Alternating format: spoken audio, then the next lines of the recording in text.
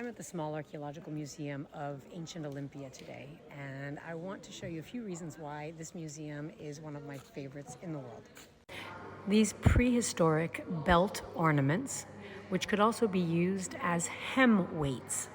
So these are from about 3,500 years ago, and women would attach them at the hem of their skirt to keep it down in windy weather. This case, which is filled with miniature votive offerings in the shapes of animals that were purchased here at the site by poorer pilgrims who could not afford to bring an actual animal to sacrifice to the god Zeus. So this was their offer, a bronze or a clay miniature of an animal. They look like little Playmobiles. This impressive collection of bronze Corinthian-style helmets that date from the 7th to the 5th centuries BC, but I especially love this one. The detail is just magnificent. This helmet right here, which for me is probably the most impressive of the collection here.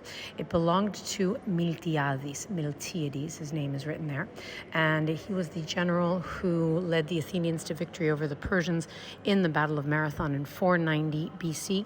He came then to Olympia and offered his helmet, his battle helmet, to the god Zeus as an offering.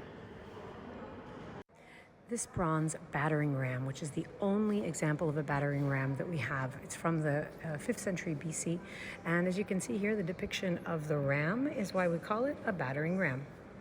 The central room with the incredibly preserved pediment statuary from the Temple of Zeus.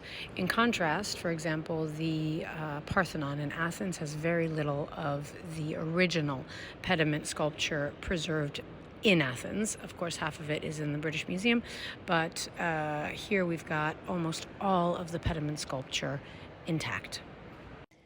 This small drinking cup, and the reason that this is probably my second most favorite exhibit in this museum is because of the inscription on the bottom, which, I don't know if you can see it too well, it reads Phideo Imi, which means I belong to Phidias.